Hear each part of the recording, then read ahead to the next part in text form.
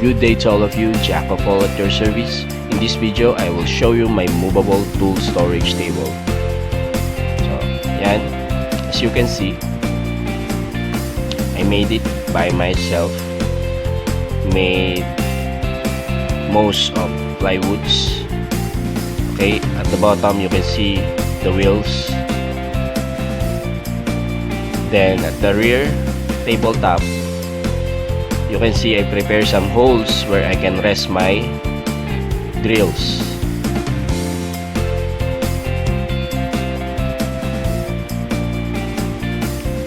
Then at the rear bottom, I prepare a long rack where I can place some of my hand tools.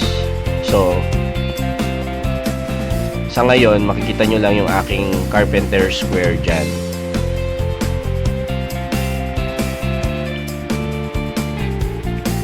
Okay, at the front, as you can see, I divided by two.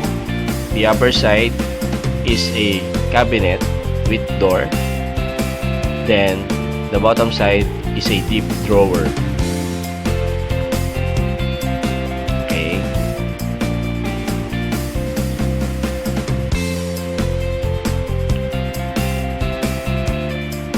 Let's try to open the cabinet at the upper side.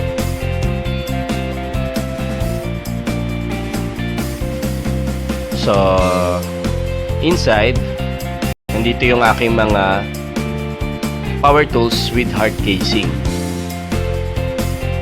So, first, as you can see, the JCK electric planer.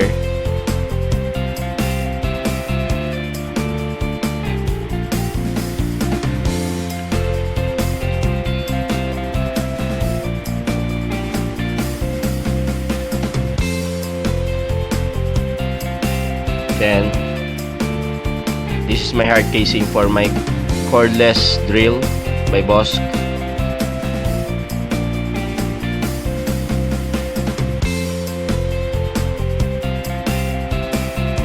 Then this is my hard casing for the corded drill by Bosch also.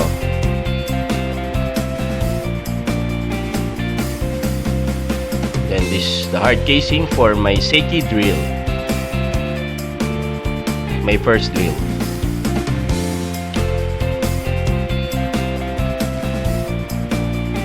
And the last is my jigsaw with hard casing.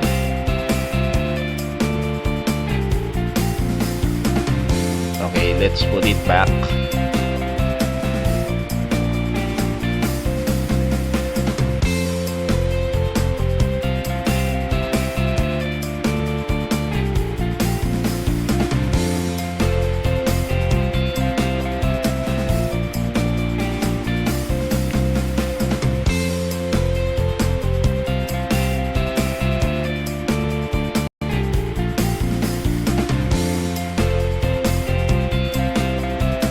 Okay, I prepare a door lock for security. Okay, at the bottom side is a deep drawer. Okay, let's try to open.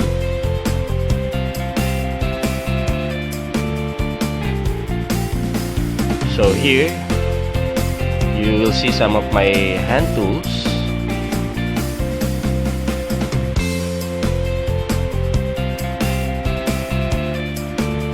Then this is my organizer by Ace Hardware. So where I put some of my screws and nails. Then this is my hole saw set by Creston. This is my speed square.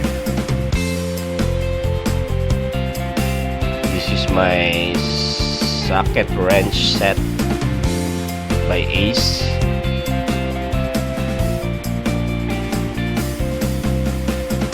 And there's a long rack at the rear part where I put some of my hand tools.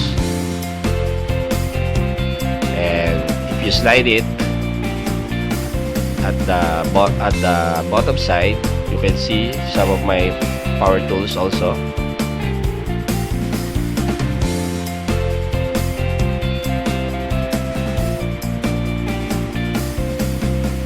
Okay, this is my boss grinder.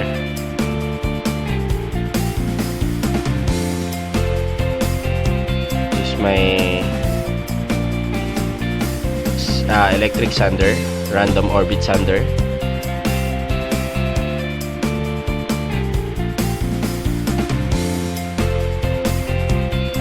And this is my circular saw. Okay. So as you can see at the bottom of the circular saw storage, I prepare some base where there's a slatted hole where I can rest my circular saw blade.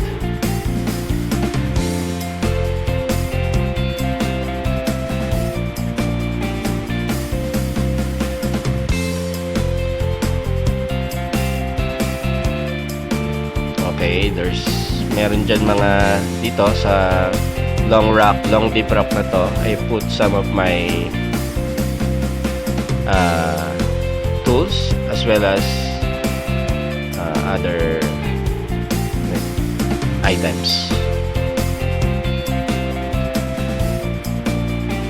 Okay.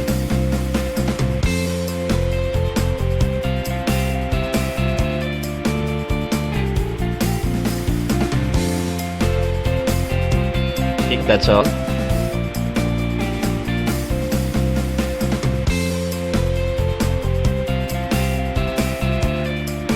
Thank you for watching my video.